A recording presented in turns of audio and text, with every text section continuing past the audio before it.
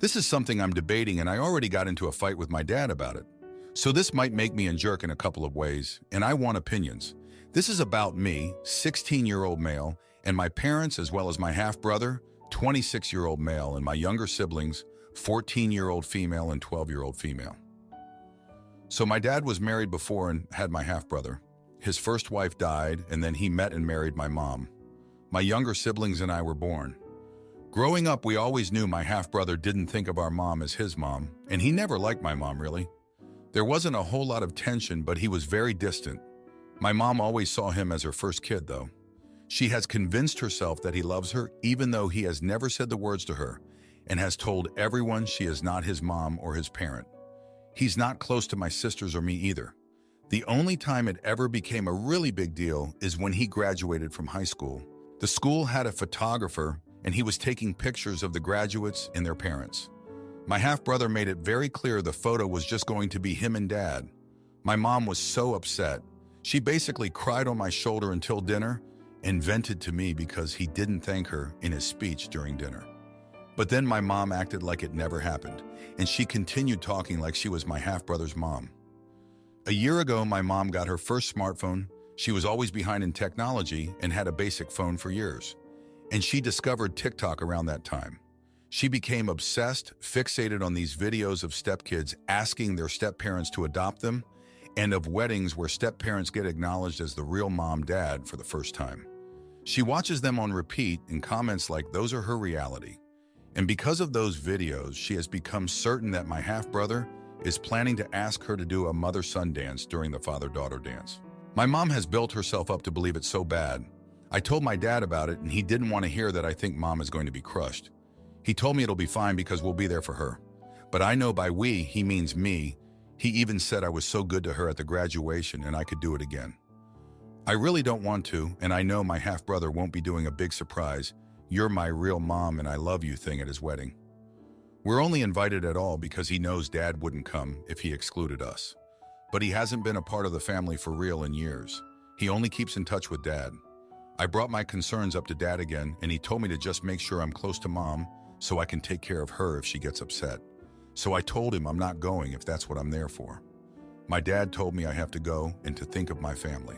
I'm thinking I won't go, and on the morning of, I will just refuse and maybe even lock myself in my room or something, or leave the house before they can make me. But maybe that would make me the jerk. Would I be the jerk if I don't go? Now for a few comments before the update. Comment 1. I understand why you don't want to be involved. Your dad is putting it on you and your siblings to help mitigate the damage done by her own unrealistic expectations. I don't think you're an ARH for not wanting to go, especially if you don't have a strong relationship with your older brother. But I think your plan is very childish, which makes sense because you're a child. My only piece of advice here is maybe give your brother a heads up and ask him if he can level set expectations with your mom. And then when your mom is upset, just be honest with her that she's chosen to hurt her own feelings. Not the idiot. Comment 2. Not the idiot. The only jerks here are your mother and father. Your mother needs to stop forcing a mother role on her stepson. He lost his biological mother, and he's made it clear from the start, your mom will never be a mother figure to him. She needs to come to terms with that and respect his choices. Your father's job is to comfort your mother, not yours. You can support her when she's not feeling well, but that shouldn't be an expectation. It's not your responsibility to make sure your mother feels good. That's your father's job as an adult. Now for the update, thanks for all the comments on my last post. Things have gotten pretty hectic since then. So after I said I might not go to the wedding, my dad and I had a huge blow-up. He said I was being selfish and not thinking about the family. But I just couldn't shake the feeling that this was all going to end badly. A couple of days later, my younger sister overheard my half-brother on the phone with Dad. She told me that my half-brother was actually planning a surprise for the wedding, but it wasn't what anyone expected. He was going to announce that he and his fiancée were moving across the country. My dad knew about it and was helping them plan the move. They were going to leave right after the wedding. I was shocked. My dad had kept this from us and from Mom. It felt like a betrayal. I mean, why wouldn't he tell us something that big? And why was he acting like everything was normal? I decided to confront my dad about it. He admitted it was true and said he didn't tell us because he didn't want to upset Mom before the wedding. He said he thought it was for the best if we all just pretended to be happy for one day. I was so mad. It felt like he was asking me to lie to my mom, and I couldn't do that. I told him I was definitely not going to the wedding now. He got really angry and said I was ruining everything. The next week was tense. Mom was still in her TikTok fantasy world, talking about the mother-son dance. My sisters were confused and upset because they could tell something was off but didn't know what. And I was just trying to avoid everyone. Then 2 days before the wedding, everything blew up. My mom found a moving box in the garage with my half-brother's name on it. She confronted Dad, and he had to tell her the truth. She was devastated. Not only was there no mother-son dance, but her son was leaving without even saying goodbye. The day of the wedding, my mom was a mess. She locked herself in her room and refused to go. My dad was furious with me, blaming me for not being there for her. But I was done being the family's emotional crutch. In the end, my sisters and I stayed home with Mom while Dad went to the wedding alone. It was a quiet day. We just sat with Mom, watching her go through old photo albums and cry. It's been a week since the wedding, and things are still rough. My half-brother left without saying goodbye to any of us. Mom is heartbroken, and Dad is barely speaking to me. But I feel like I did the right thing by not going. I couldn't pretend everything was okay when it wasn't. So yeah, that's what's been happening. Thanks for reading. My sister insists our absent dad be honored at my wedding. But I choose the man who was there for us and still make it a day to remember for everyone.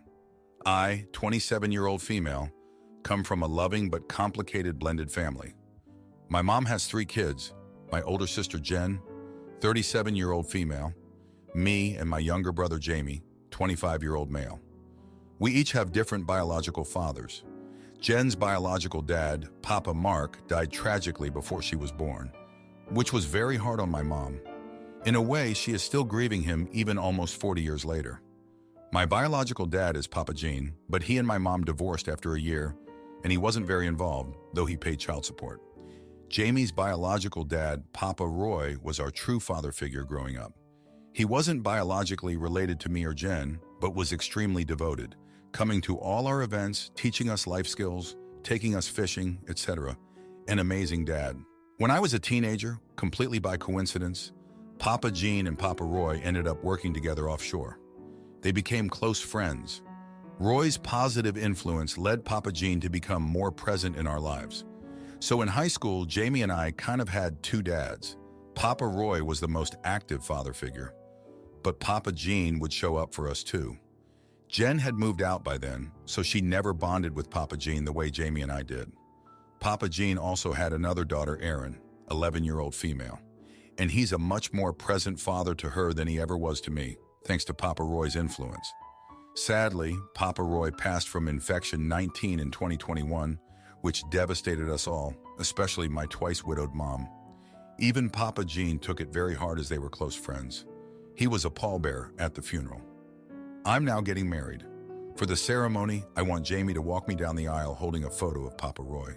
Papa Gene will also walk with me as he's my biological father. This upsets Jen because she wants her late father, Papa Mark, represented too by having Papa Gene carry his photo. I offered to let Jen carry Papa Mark's photo herself, but she insists Papa Gene should carry it to have all the fathers of the family represented. However, I never knew Papa Mark, and it feels strange to me to honor someone I didn't meet the same way as Papa Roy. Jamie has offered to let Papa Gene carry Papa Roy's photo because they were so close, and Jamie would carry Papa Mark's, but Jamie is Papa Roy's biological son and looks just like him. So I'd prefer he carry the Papa Roy photo to feel like part of him is there. Jen is also upset that my younger sister Erin will be attending. It's a child-free wedding, but Erin is my sister, and it would be cruel to exclude her from something this important due to her age. Still, this looks to Jen like favoring Papa Gene's family over her own kids, children under 7, who can't attend. I don't want to hurt anyone's feelings, but it's my wedding, and I really don't want a man I never knew honored the same way as the father who raised me. Am I the idiot? Should I have Papa Gene carry a photo of Papa Mark despite never meeting him? To make things equal? Or is it reasonable to focus on honoring Papa Roy's memory through Jamie, since he was my active father figure? Now for a few comments before the update. Comment 1. Not the idiot, it's your wedding, and you get to decide who fills what role. It sounds like you want the people who were closest to you represented, and that's fine. You could have a little memorial at your wedding to honor all guests attending in spirit if that feels like a compromise. You also get to decide who attends. Even if it's a child-free wedding, most people understand that siblings, children of the bride or groom, and maybe kids in the wedding party are common exceptions. Comment 2. Not the idiot, she can honor her father in her own way. He was never a part of your life. There is a big developmental gap between 11 and 6. If your sister can't sit through a wedding ceremony at the age of 11, she has a problem. At the age of 6, that's normal. Also, this other girl is your biological sister, fully as much as your older sister. Now, for the update, thanks for sticking around for the latest. So let me tell you what went down these past 2 weeks. Out of nowhere, Jen drops a news she's been secretly in touch with Papa Mark's family all these years.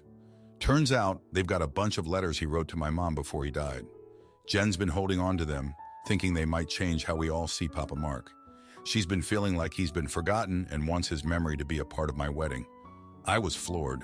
I mean, here we are arguing about photos and Jen sitting on a treasure trove of memories from the man himself. She reads one out loud and it's like hearing from a ghost. Papa Mark talking about his dreams for Jen, his love for my mom. It hit me hard. I never knew the guy, but hearing his words, I felt connected to him in a way I never thought possible. So we're all reeling from this, right? And then Papa Gene does something unexpected. He steps up and says he'll carry Papa Mark's photo at the wedding. He says it's what Papa Roy would have wanted to honor all the dads, all the love that made us who we are.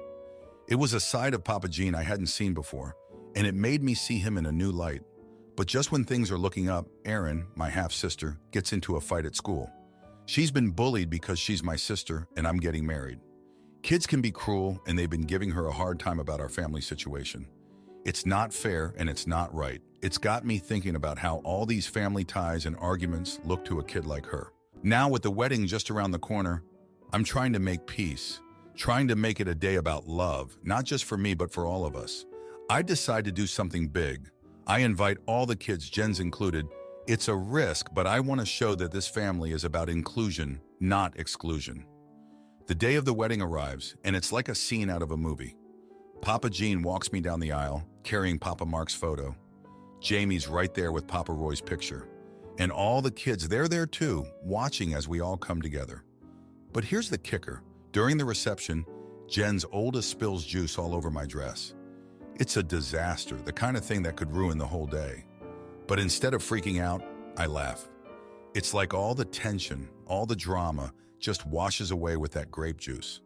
And then, as if on cue, Erin, the little one who's been through so much, she comes up and gives me the biggest hug. She whispers, "You're the best sister." It's a moment I'll never forget. It's not about revenge or getting even. It's about family, about moving past the old hurts and finding a new way forward. So that's the update. Thanks for reading. My sister's husband harassed me and my girlfriend after a family dinner. So I teamed up with my sister and got him arrested. I've been up most of the night thinking about this and just want an outside opinion. I, 23-year-old female, recently invited my partner, 24-year-old female, to meet my family for kind of the first time. She's met my mom, sister, and nephews all separately before, but hasn't been to any family functions and had never met my sister's husband. This is important because my sister and her husband are, to put it bluntly, a lot to deal with.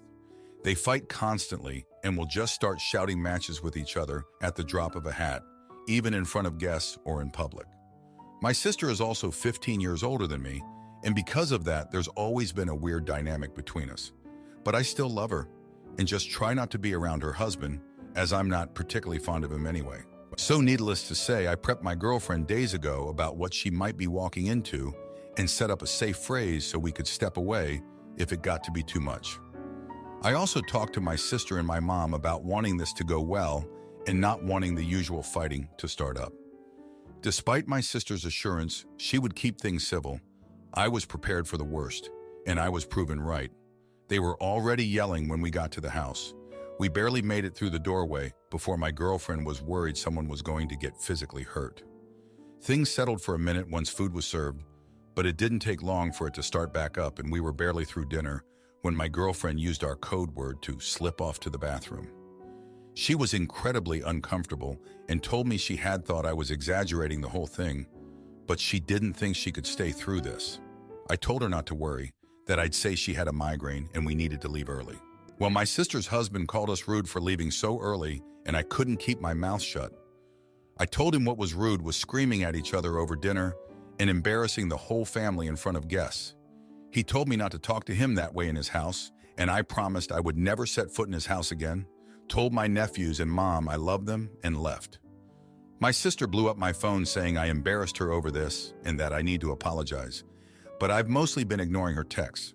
My mom called and told me that while she didn't condone me being disrespectful like that, I said what all of us were thinking. My nephews are on my side as they hate the fighting too, but I haven't been able to sleep. I think I might have gone too far. Maybe it would have been better to just leave and then bring it up to my sister later. So am I the idiot? Now for a few comments before the update. Comment 1. What does your mother mean when she says she doesn't condone you being disrespectful? What is disrespectful is having no filter and screaming in front of guests. This environment was so threatening that your girlfriend almost immediately didn't feel safe. I just feel for your nephew who, as a child, is stuck with this toxicity, not the jerk NTA. Comment 2. Not the jerk NTA. Are these people for real? They air their dirty business out in front of everyone at top volume whenever they feel like it. And if anyone dares to object to being present for their shenanigans, that's where the issue is? I guess that's one way of denying your hellscape reality. Now for the update, thanks for all the comments on my last post. It's been a month since the dinner disaster, and things have spiraled even more out of control. After that night, my sister's husband, let's call him Mark, started showing up at places I frequented. At first, I thought it was coincidence, but it kept happening. He'd be at the grocery store when I was, or at the coffee shop I like. He always had some excuse, like he was just in the neighborhood, but it felt off. Then my car got keyed. No proof it was him, but who else had a grudge against me? My sister said I was being paranoid when I brought it up. She said Mark was just trying to be friendly and that I was the one causing drama. I didn't buy it, but I had no evidence. My girlfriend, who's been my rock, started getting anonymous nasty messages online. Someone was trying to mess with us and it was working. She wanted to go to the police, but what were we going to say? That we thought my sister's husband was harassing us because I called him out? Things at home weren't much better. My mom, who had been supportive, started to change her tune. She said families should stick together and that I should apologize to keep the peace. I couldn't believe it. Was she taking his side now? The next blow came when I lost my job. My boss said it was downsizing, but the timing was too perfect. Mark had bragged once about knowing people at my company. I couldn't prove it, but I suspected he had something to do with it. I was feeling pretty low, but then my nephews reached out. They told me they overheard Mark talking about making things difficult for me. They were scared of him and didn't know what to do. I told them to stay out of it, that I'd handle it. I started looking for a new job, but it was tough. I felt like I was being watched all the time. My girlfriend was stressed, and I hated seeing her like that. She didn't deserve any of this. Then, the final straw. My sister called me, crying. She said she was leaving Mark. She'd found out he'd been cheating on her for years with multiple women. She was devastated. She apologized for not believing me and said she should have seen the signs. She said she needed me. I was torn. Part of me wanted to say, I told you so, but that wasn't going to help anyone. I agreed to meet her for coffee. We talked for hours. She was a mess, but she was also angry. She wanted to make him pay. We hatched a plan. We gathered evidence of his cheating, his harassment, everything. We went to the police together. It was empowering, standing there with my sister, taking back control. Mark was arrested. Turns out he had a history of this kind of behavior. My sister was free of him, and so were we. My girlfriend and I could breathe again. I got a new job, a better one. My girlfriend's online harasser disappeared. Things were looking up, but I can't shake the feeling that I missed something. My sister's been acting strange, too happy almost. She's been getting close to my girlfriend, and they're always whispering about something. I'm probably just being paranoid again. After all, she's been through a lot. She deserves to be happy. Anyway, thanks for reading. It's been a rough ride, but I think things are finally settling down. If you like this video, you'll probably like these too. Also, while you're here, please consider subscribing. It's your support that keeps this channel alive and allows me to make better and longer videos. Have a great day.